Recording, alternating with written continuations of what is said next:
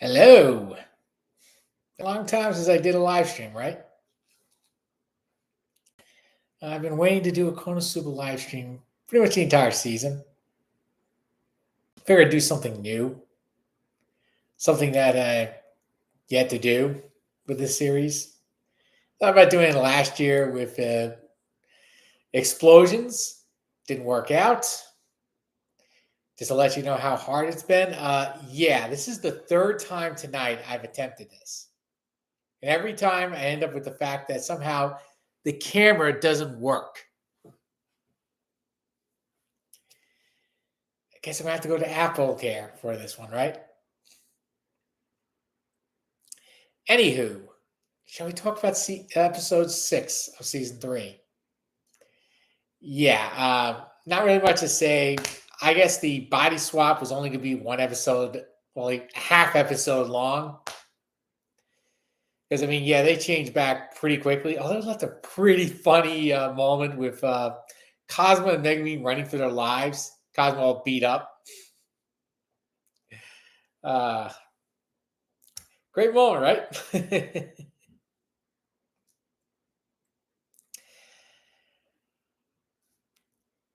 And then finally, Chris finally gets Cosmo to work for her to get back that necklace, the holy relic that Aqua's been littering this world with, including herself.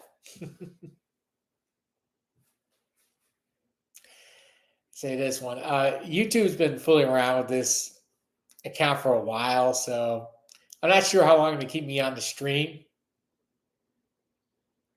I told you, this is the third time I've attempted this. So let's continue. Now with the heist, I have no idea why they gave Cosmo a Vanir mask. Doesn't make any sense. Why him and Chris look like male strippers? I don't know. Oh, it was pretty funny that a lot of the guards say the blue silver-haired boy watching like Chris just lose whatever self-confidence she had.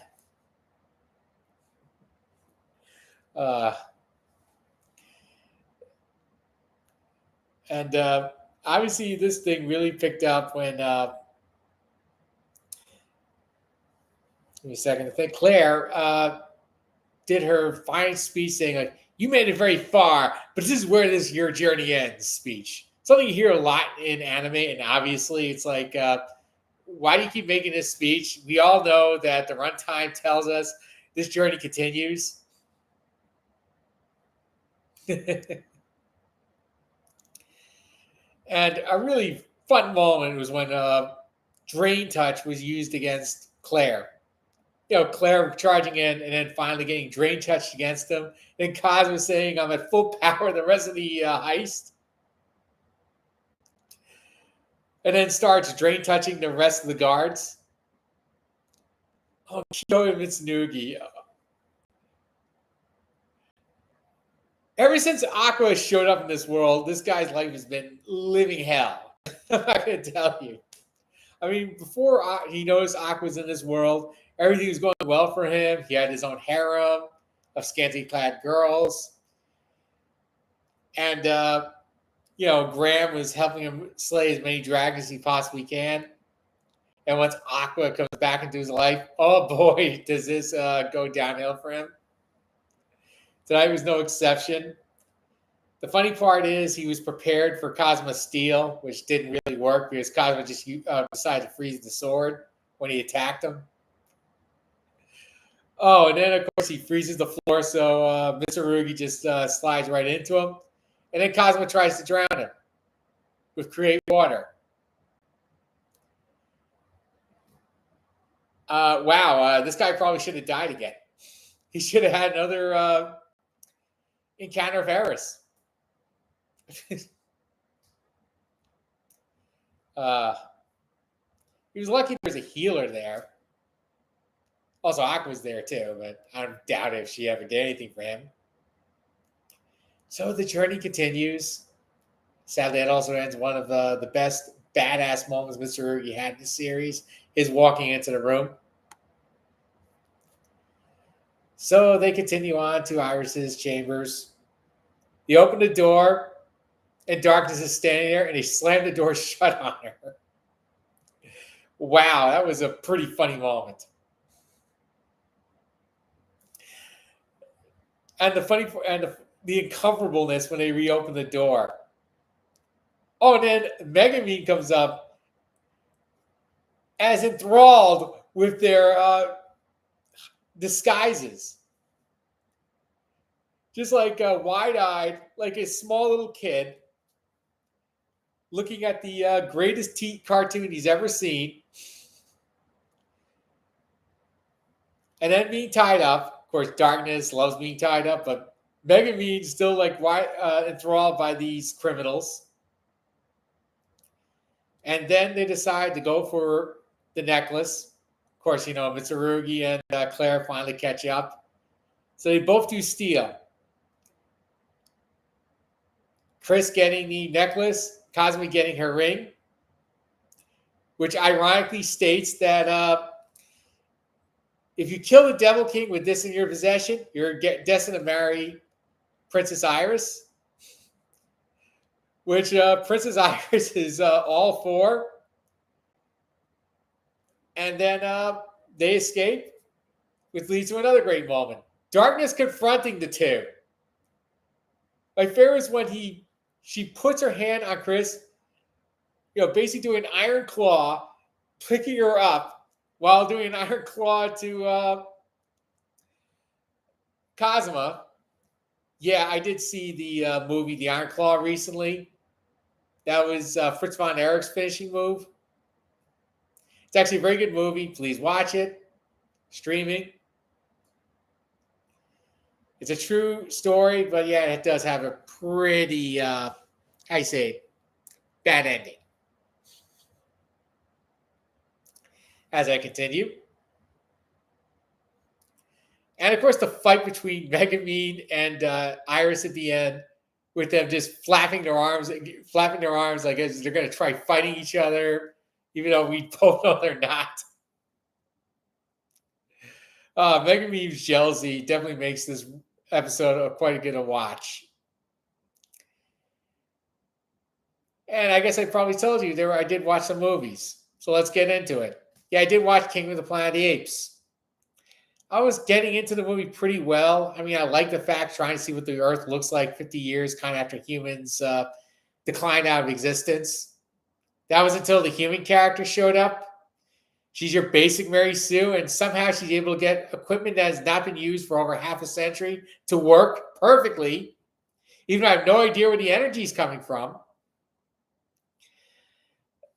This character just completely takes me out of the entire movie. I mean, even like William Macy, speaking to her. I mean, yeah, it's kind of still shocking to see humans being able to communicate verbally, but this person looks like she came from like 5 years after humanity just ceases. I think I tell you, it's over 50 years. None of this equipment should work. In fact, you should be looking at a button wondering what it does. Kind of like how Megumin went into the idiot's dungeon and pressed the button, activating the robot, the BDSM robot.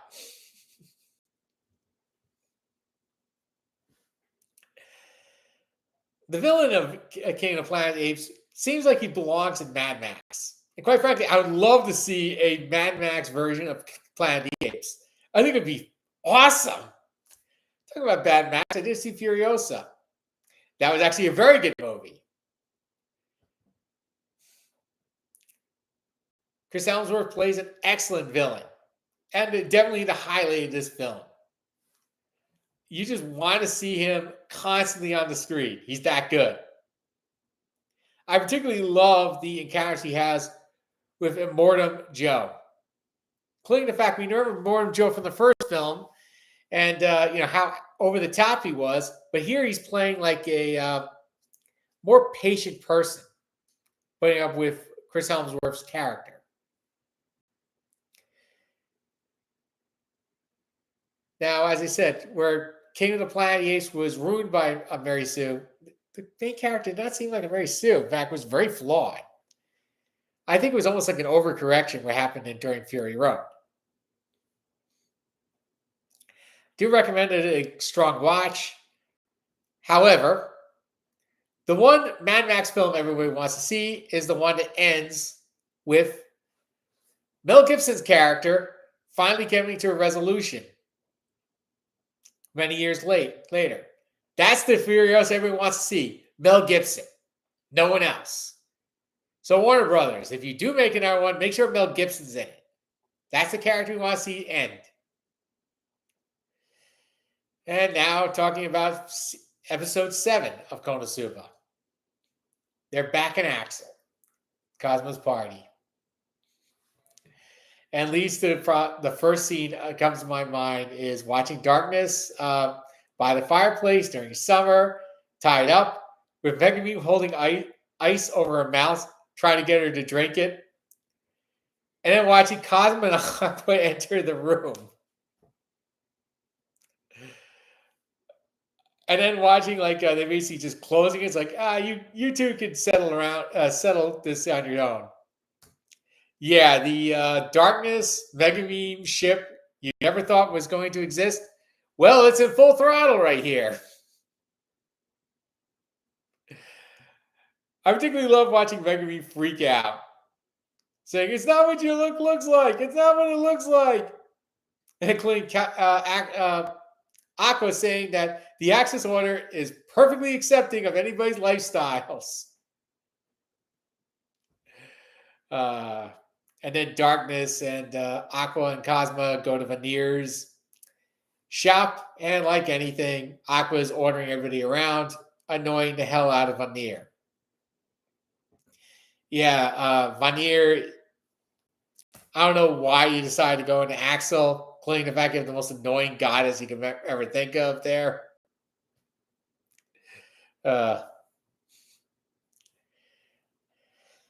And so they start leading us to our next arc. Darkness's future, foreshadowing. Although I do love the questions that Vanir gives Darkness before reading her fortune.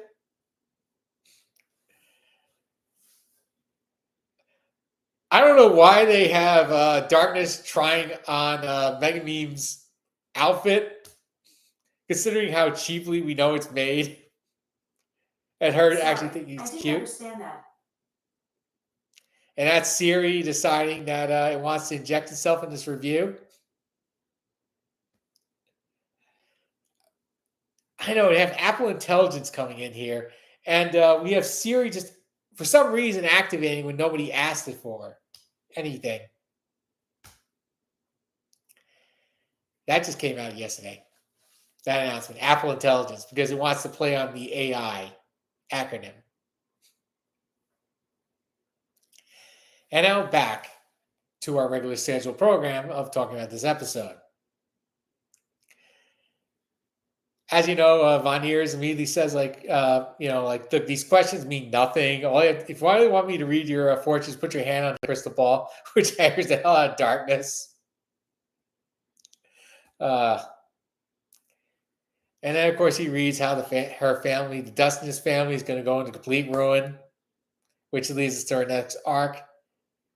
And, of course, Darkness says, well, we're pretty well off right now because Cosmo made a lot of money through selling those lighters and whatever money they had left from slaying the Demon King's general and the Crimson Demon Village,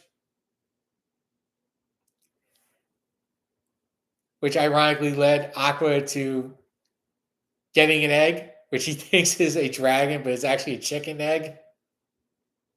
Let's face it, Aqua is not the brightest bulb. Also, the fact that Vanir later admitted to one of the funny moments, keeping Wiz busy so she doesn't make any stupid purchases. I particularly love how cheap the animation looks. This is show that Wiz is no longer functioning like a normal being, just going on autopilot all the time. Every callback is pretty funny. And then Darkness finally entices Kazuma to go on a quest. First, she tries a kiss, which Kazuma kind of laughs off. And then for some reason, gets on her hands and knees, looks her in her deep blue eyes. And for some reason, Kazuma gives in. I don't know why. Which leads us to the Hydra. I know what you're thinking. No, there's no Red Skull. There's no Hail Hydra. Captain America is not coming into the series. Aqua is swimming in the waters, purifies it. Not as funny as it was in the first season, where she's stuck in the cage, being attacked by the crocodiles, going, purification, purification. One of the funniest bits that Konosuba did in the first season. We later get the reveal that Lord Alderp has a portrait of Lady Dustiness. I don't know how he got it. Let's say this. Most of his plans are centered around Darkness. And now, that's the end of the episode. Leads us up to episode 8. We start the next season. Now, I think I should tell you, the next live stream will probably be maybe for one of the movies coming out this summer. I will probably be doing another live stream, maybe halfway through the ReZero season that's coming up. I don't know. More you'll have to find out. But until then, thank you. Have a good night. Bye.